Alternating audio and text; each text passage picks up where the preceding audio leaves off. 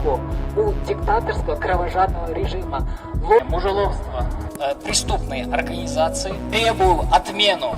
К ячейкам обращаюсь, писали что-то, помогали друг другу. Отменить ненависть. 2 успокоительных, это не помогает, друзья. Это ловки. Френды, друзья и неравнодушные люди, которые знают, что такое и ценят слову «свобода» и «право человека».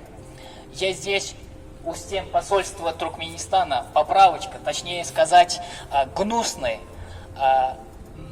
по локти крови преступной организации. Я здесь пришел сюда, чтобы громко потребовать и заявить, что права человека – это не пустые слова. Это право каждого на жизнь, на любовь. Очень сложно сдерживать свои эмоции. Как тут сдерживать эмоции, когда эта преступная власть отняла у меня жизнь, отняла у меня друзей, родных, любимых людей. Даже не помогло тот факт, что я выпил 2 успокоительных. Это не помогает, друзья, к сожалению. Прочитаю требования. Самое первое требование. Требование к правительству Туркменистана. Немедленная отмена уголовного преследования за якобы гомосексуальные отношения, мужеловство. Освободить всех, кто был осужден по статьям, криминализующих гомосексуальность. И якобы за распространение ВИЧ-инфекции. Уголовная статья 133 и 116.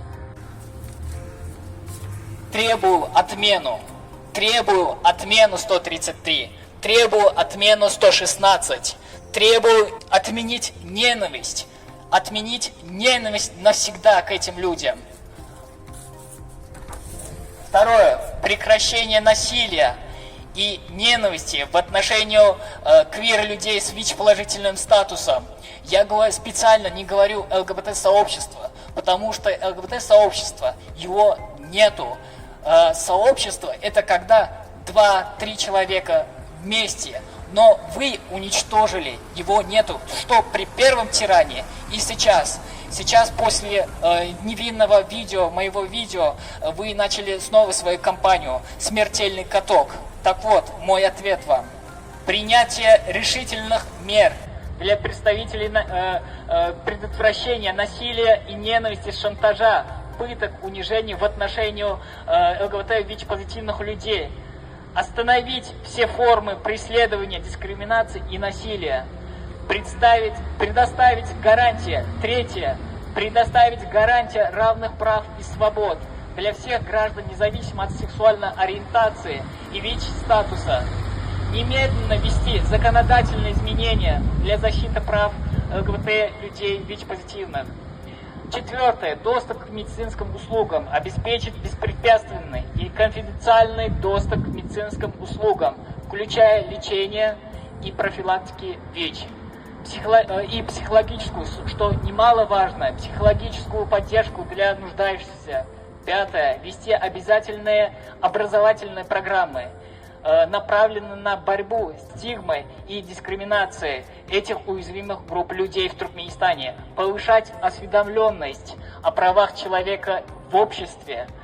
Шестое. Проведение независимых и прозрачных расследований всех случаев насилия и дискриминации в отношении этих уязвимых групп людей. Привлечь виновных к ответственности и судов. Впрочем, я этого не рассчитывал, потому что суд у нас, право у нас отменен, его нету. Дальнейшее игнорирование прав и свобод уязвимых групп людей недопустимо. Это приводит к смертям и нарушениям базовых прав человека. Отмена 133, отмена 116, отмена ненависти. Всем ребятам я хочу передать одно. Я не идеолог, я не пони, я не единорог, который видит только розовое и прекрасное. Я борец за свободу, я борец демократии, я борец за права человека. И стену, которую вы построили, бетонную, облицованным белым мрамором, я разрушу это. Я разрушу это, понимаете? Свободу всем людям Туркменистана, свободу политзаключенным Туркменистана, свободу узникам совести. Ребят, проблема настолько большая и огромная, что я не знаю, честно, с чего начать. Друзья, все мы прекрасно знаем, что такое деспотизм, а некоторые из нас даже делают вид, что что не знают, что это такое. Свобода, это слово превратилось просто в пустой звук. А права человека, они топчат, разжгли пепел и топчат в этом пепле, на правах человека, на сапогах. Но вина не только на тех, кто издает приказ о убийствах, приказ о арестах, не только на них, не только в белых дворцах с золотыми куполами издается это, но и, например, вот таких людей, это не люди, вот таких вот это лобби, и вина на них тоже лежит. Они прикрывают на международном арене диктаторство и убийство. Они причастны к этому. Здесь эта организация, преступная организация в Берлине, называющая себя посольством Туркменистана, это просто зарабатывание бабла. Это зарабатывание бабла долларов зеленых, понимаешь? Потому что уже деревянный манат уже никому не нужен. Над Туркменистаном железная проволока, которая каждым днем все становится и больше, и душат людей, убивает людей.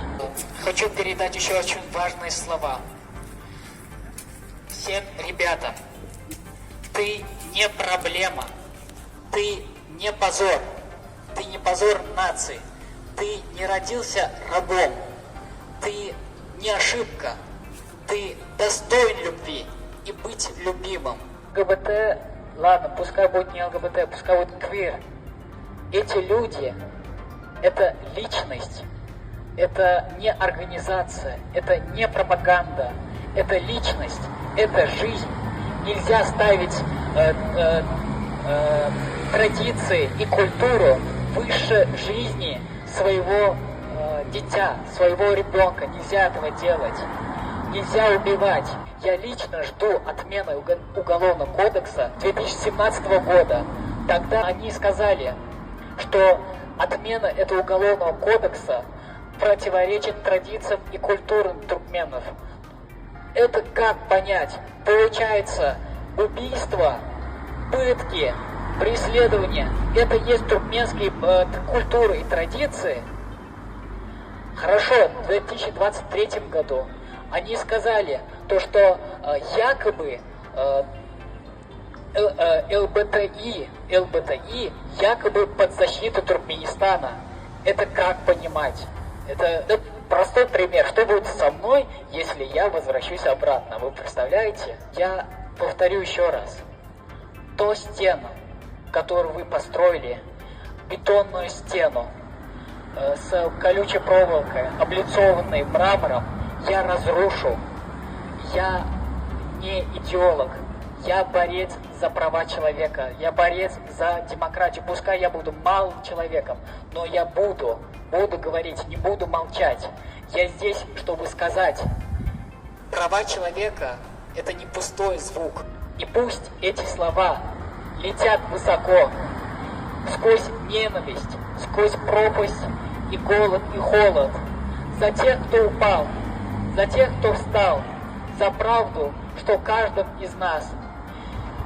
Среди теней, где молчат звезды, где каждый шаг, как эхо в пустоте. Несмотря на боль, я иду вперед. Свет в моем сердце – это свет любви. Есть еще важное. Мы прекрасно знаем, насколько херово, насколько много нарушения прав человека. Все знаем, какая ситуация, какая система. Я как по совместительству дитя порока и падшие ангелы, я еще по совместительству санитар леса. У меня 4 лекарства. Что делать в этом случае? Все плохо, а что делать, Давид? Я расскажу. Первое. Не быть подданным. Не быть подданным этого режима и ортодоксского режима. Второе. Говорить правду. И только правду. Третье. Заниматься просветительской деятельностью. И четвертое, последнее. Это самое главное. Я в полном серьезе. Попытаться создавать достойные организации, которые действительно реально помогают. Дело не в том мировом сообществе, мировые организации правозащитные, у них вы можете удостовериться, вот столько папок дела нарушениями. Ему давалось, это все список, но решения они не принимают. Мне очень жаль этих людей, которые, конечно, не ортодоксских и не националистов, которые выходили на пикеты, активисты выходили на пикеты, писали что-то, помогали друг другу. И в жару, и холод, все ради для чего? Для того, чтобы он вышел на стульчик, он на краешку стола сел. Ему давали список 100 раз, когда он последний раз был там. 100 раз. Он мог бы список политзаключенных выучить наизусть. Слева направо, право налево. Но это не делается. Потому что не ищите логику у диктаторского кровожадного режима. Логика диктаторов, она несовместима с логикой нормального человека. Это власть убийца. Это власть кровожадная. Она ничего не может создавать. Она только разрушает людей, разрушает жизни людей за то, что они любят, за то, что они ценят свободу. У меня такое предложение, это предложение.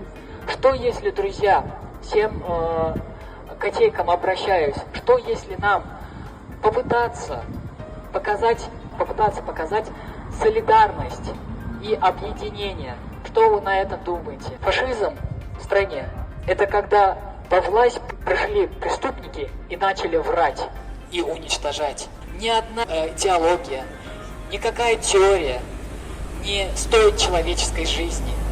Отмена 133, отмена 116, отмена ненависти. Свободу людям, свободу политзаключенным, свободу узникам совести.